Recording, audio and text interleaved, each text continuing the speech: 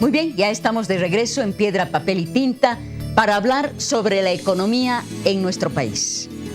Nos acompaña don Luis Arce Catacora, exministro de Economía, desde el año 2006 hasta el año 2017. Renunció por motivos de salud, es economista y contador, además de político. Bienvenido, muchísimas gracias por acudir a la invitación. José, un saludo cordial, buenas noches a los televidentes, un saludo muy cordial, a sus órdenes. Bueno, hace un momento estaba aquí el nuevo representante del BID y él destacó la estabilidad económica en nuestro país. Dice hay una inflación baja, bajo endeudamiento, habla de un 27% sobre el Producto Interno Bruto, lo que considera moderada, un endeudamiento moderado, además con intereses bajos, a largo plazo. Es decir, una alabanza como la que escuchamos desde hace tiempo en la economía de nuestro país. Sin embargo, analistas, economistas bolivianos hablan de déficit fiscal, de una baja de nuestras reservas, apreciable baja, dicen. Hay un endeudamiento casi como en la época bancerista. Hablan de burbujas que van a estallar, que pasará lo mismo que en Venezuela. ¿La economía está en crisis en nuestro país? Bueno, gracias por la pregunta, porque la veo y la escucho todo el tiempo y en todos los medios de comunicación como disco rayado. Pero yo le voy a decir una cosa, no escucho eso solamente ahora. Desde el 2006 que yo escucho eso, que nos caemos, que la economía está en crisis.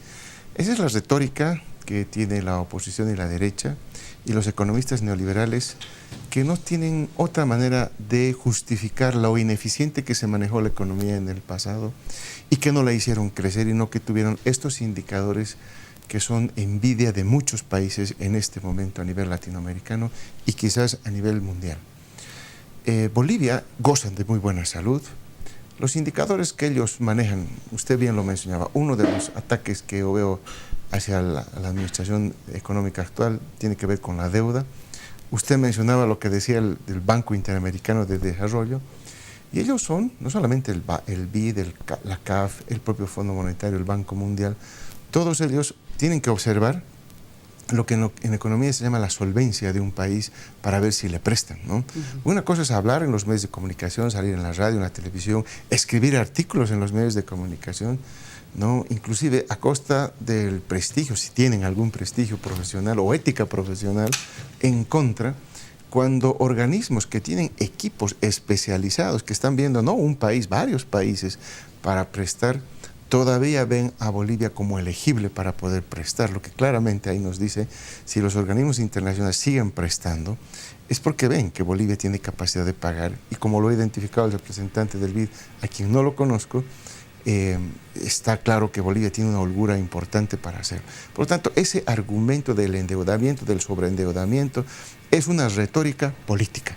Lo objetivo es que Bolivia tiene entre un 24 y 27% de endeudamiento con respecto al Producto Interno Bruto, que le da inclusive margen para seguir endeudándonos si quisiéramos, pero por supuesto, ahí hay que manejar con mucho cuidado, aprendiendo de la historia justamente de los años 70, donde nos sobreendeudaron, donde nosotros recibimos un país, por ejemplo, el año 2006 con una deuda externa del 51% con respecto al producto, y nadie decía nada, ¿no? La bajamos al 12% y nadie dijo nada.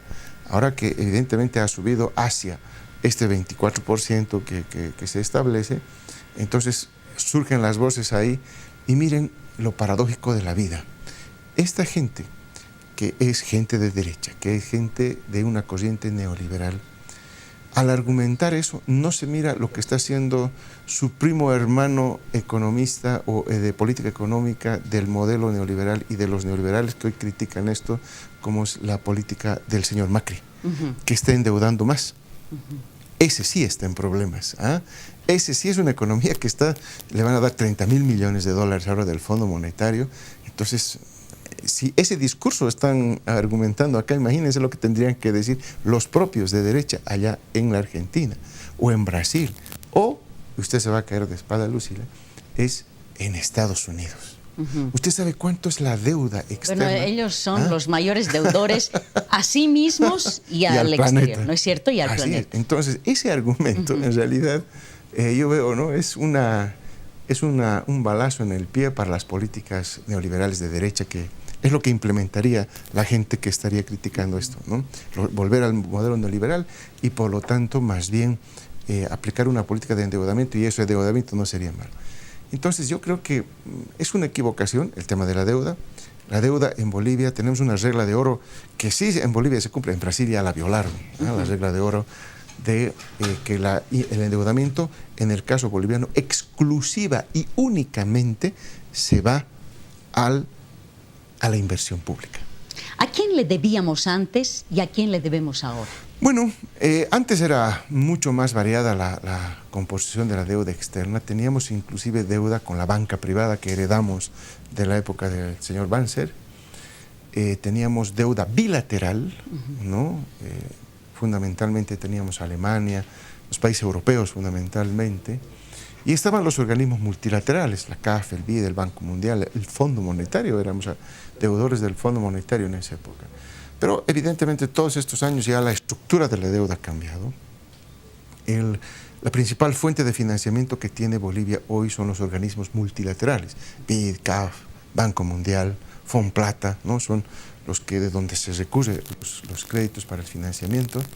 Ya la deuda bilateral, por un hecho sencillo, Lucía, porque sencillamente el Banco Mundial y muchos organismos internacionales en el gobierno del presidente Evo han cambiado la calificación de país. Ya no somos un país pobre, sí.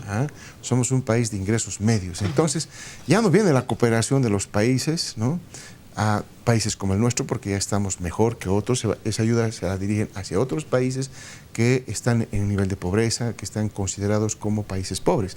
Bolivia ya ha dado un salto cualitativo importante, entonces ya ese tipo de endeudamiento bilateral ha ido disminuyendo, por supuesto. Y nosotros tenemos, es la otra fuente de financiamiento que, por ese mismo hecho de que ya no somos un país pobre, hemos podido emitir bonos en el mercado internacional, y Bolivia tiene otra fuente también para poder acceder a crédito, a financiamiento externo, pero todo este financiamiento externo exclusivamente, y es lo que no dice la derecha, se dirige exclusivamente al financiamiento de inversión pública.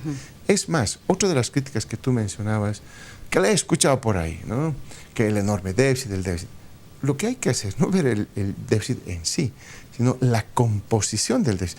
Porque si uno quiere ver el déficit, caramba, uno se pregunta cómo andaba el déficit en los periodos neoliberales que ellos manejaban la economía, donde teníamos en la época del señor Tuto Quiroga, por ejemplo, fue el mayor déficit que hemos tenido en el periodo neoliberal, aparte de la hiperinflación que hubo en los años 80, ¿no? Y nadie decía nada, nadie se ocupaba del tema del déficit, ¿no? Llegaron a 8.9, casi 10% del Producto Interno Bruto, y nadie decía nada. Pero ahora, ¿no?, que estamos con un 6% de déficit aproximadamente, todo el mundo sale a decir que enorme déficit. Y hay una enorme diferencia cualitativa, Lucía, de lo que significa el déficit del pasado, ¿no?, que seguramente están acostumbrados a que sería el déficit de la misma calidad que el actual, y este otro déficit que tenemos. El anterior déficit era eminentemente déficit por gasto corriente, Lucía. ¿Qué significa eso? Que era por pago de sueldos, que era por pago de intereses de deuda externa, que era por gastos corrientes que el Estado erogaba para funcionar. El Estado antes, en el periodo neoliberal, no tenía capacidad de generar ingresos para autosostenerse. Y por eso es que los gobiernos de esos momentos agarraban y se prestaban, ¿no?, inclusive hasta pagar sueldos o aguinaldos, como alguna vez el presidente lo mencionó en algún discurso. El déficit que tenemos ahora, fíjense, si uno hace más bien la relación ingreso corriente versus gasto corriente, en realidad hoy tenemos un superávit en el sector público. ¿Qué significa eso?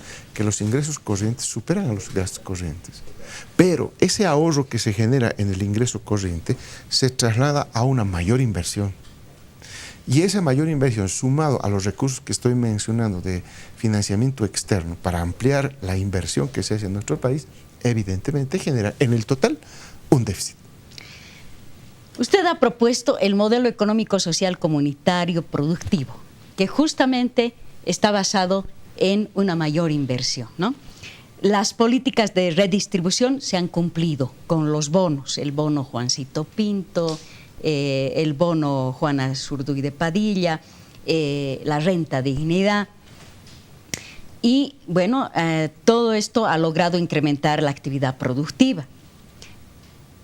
Pero industrializar, realmente convertirnos en un país productivo, industrializar nuestros recursos naturales. ¿Por qué nunca hemos podido lograr esa parte? Porque nunca hubo la decisión política de quienes gobernaban antes, Lucía, así de simple. Pero ahora... Ahora sí hay la voluntad política. Pero no estamos logrando entrar realmente en una productividad, en una industrialización. Mire, el proceso de industrialización exige ciertas condiciones en el país que se han estado dando en todo este tiempo, pero ya tenemos resultados, ¿eh? La planta de urea es una de las primeras muestras claras de la industrialización. Y la pregunta es, ¿por qué no hicieron antes una planta de urea? Si hemos demostrado ahora que sí se podía hacer una planta de urea. ¿Por qué no hicieron en el pasado, Lucía, una planta separadora de líquidos cuando la exportación? Y hoy demostramos que sí se podía hacer una planta separadora de líquidos. Entonces, ¿de qué depende? Pero ya han pasado, discúlpeme, pero ya han pasado 12, 13 años en los que podíamos tener ya los resultados, porque usted ha propuesto este modelo en cuanto entró y ya lo tenía planeado hace mucho tiempo, ¿no? Y se ha estado ejecutando este modelo, pero en esos años ya podíamos tener los resultados y ser un país productivo. Miren, tener un resultado en corto plazo de una industrialización no hay en la historia del mundo ningún país que lo haya hecho en un corto tiempo. Vean los tigres del Asia, vean cualquier proceso de industrialización y de transformación de una economía exitosa. Eso no se hace en 3, en 5 años, en 10 años, Lucía. ¿Cuánto tiene que pasar? Yo creo que más bien, desde mi punto de vista, lo que hemos estado haciendo en Bolivia, con las características que tenía el país, no solamente un aparato productivo absolutamente obsoleto, sin mejora tecnológica, sin capacidad productiva, un sector agropecuario donde la productividad de la tierra era la tasa más baja de la región de toda América Latina, donde teníamos índices de analfabetismo, Lucila, donde teníamos indicadores sociales de profunda pobreza, desigualdad del ingreso, a emprender un proceso de industrialización. Fue un enorme desafío más bien para el país, que más bien yo creo que con todos esos elementos ya estamos mostrando resultados. Fíjense ustedes que si uno solamente tendría que hacer la parte económica y olvidarse de la política social, ¿no? Entonces evidentemente la crítica que tú harías, yo la entendería y la aceptaría. Pero en Bolivia tuvimos que hacer las dos cosas, la parte económica y resolver los problemas sociales. ¿Por qué, Lucila, los problemas sociales?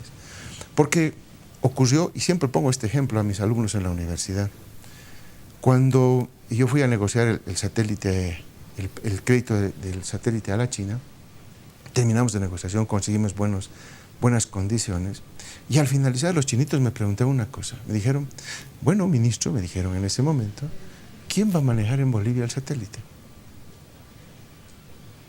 Y lo mismo ocurre con la planta de urea, con el litio, con todo lo que significa un salto tecnológico. Lo mismo en el teleférico, nomás aquí de cerquita. ¿Quién manejaba? ¿Quién tuvo que instalar eso? Eso se llama, Lucila, tecnología. Tecnología.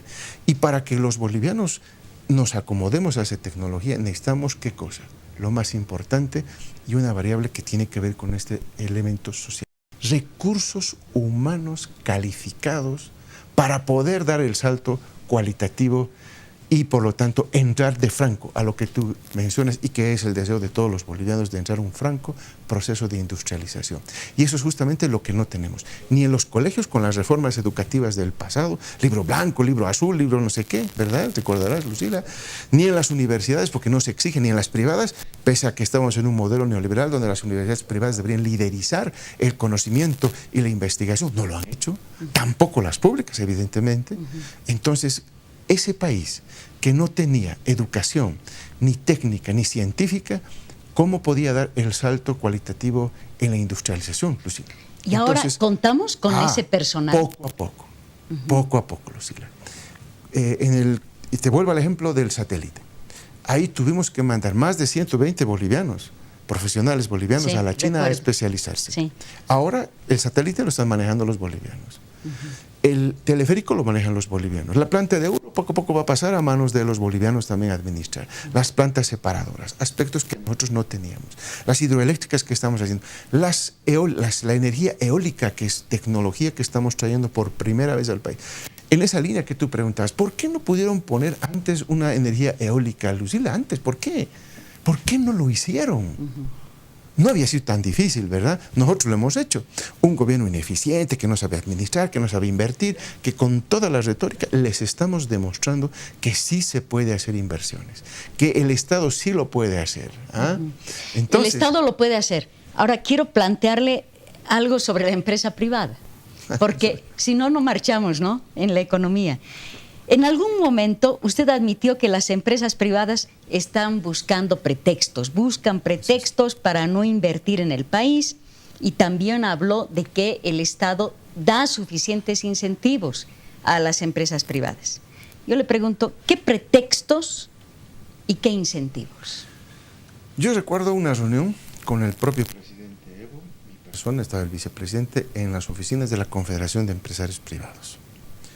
Ahí se los fue justamente a emplazar al sector privado que invierta. ¿Por qué?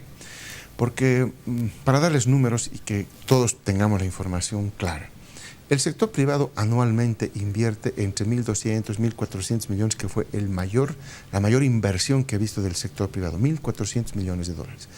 ¿Cuánto invierte el Estado? El año pasado invertí 4.800 millones de dólares, pero en otros años pasados 5.000 millones, y este año se tiene planeado 6.000 millones. O sea, hay una diferencia de 3-4 veces más de lo que invierte el sector privado que lo hace el sector público.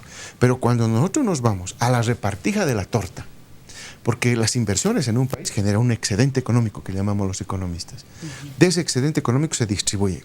¿Qué pedazo de la torta se queda el Estado y qué pedazo de la torta se agarra el sector privado? Y oh, sorpresa, cuando la torta de la inversión es mayoritariamente estatal, la apropiación del excedente en el sector privado es la mayoritaria. Entonces, ¿cómo puede ser eso? Un sector privado que no invierte, pero que se apropia del mayor excedente y después no quiere invertir. Entonces hay que conversar con el sector privado. Inviertan. Se les explicó y ellos dijeron, bueno, nosotros queremos una ley de arbitraje que salió ya, ¿no? Queremos participar en la redacción de la ley de servicios públicos que estaba en proceso de redacción. Queremos participar en la redacción de la ley, creo que era de las empresas públicas. Eran 3 leyes que pidieron participar como resultado de esa reunión donde les decíamos a ellos, inviertan. Se les concedió exactamente, participaron en todas las 3 leyes y el sector privado no incrementó la inversión. Entonces, por eso yo decía, pretextos, solo pretextos para patear la pelotita hacia adelante, porque en realidad yo he empezado a investigar la estructura del sector privado en nuestro país, Lucía. ¿Cuál es la estructura? Hay un sector de empresarios jóvenes, especialmente, la nueva generación de empresarios, emprendedores, que realmente ven la oportunidad de hacer negocio y, por lo tanto, ahí el Estado tiene que apoyar a ese empresariado que quiere invertir, que quiere generar empleo y que quiere generar su ganancia, evidentemente, ¿verdad? Pero con una inversión, con un esfuerzo. Pero hay una gran mayoría de los empresarios, Lucila, que lamentablemente se han acostumbrado como en el pasado a vivir del Estado, de las dádivas, de las políticas que podían arrancarle al Estado. Y todavía eso se veía claramente en el modelo neoliberal, donde el ministro de Economía era empresario, donde los ministros de producción eran empresarios y se daban entre ellos, ¿no? Y aún así no generaron ni inversión ni crecimiento económico. El sector privado, por lo tanto, es un sector privado que adolece de este problema, de una mentalidad de inversionista, de empresario.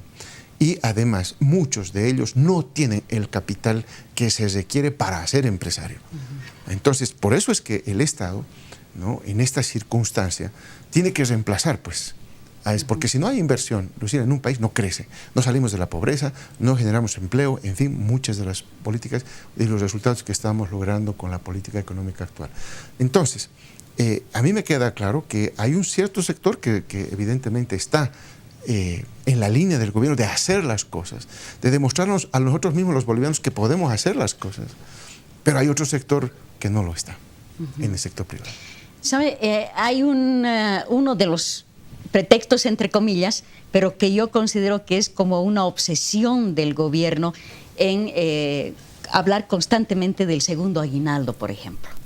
En una situación en la que los empresarios dicen que esta medida pone en riesgo más bien la continuidad de sus empresas, ¿no?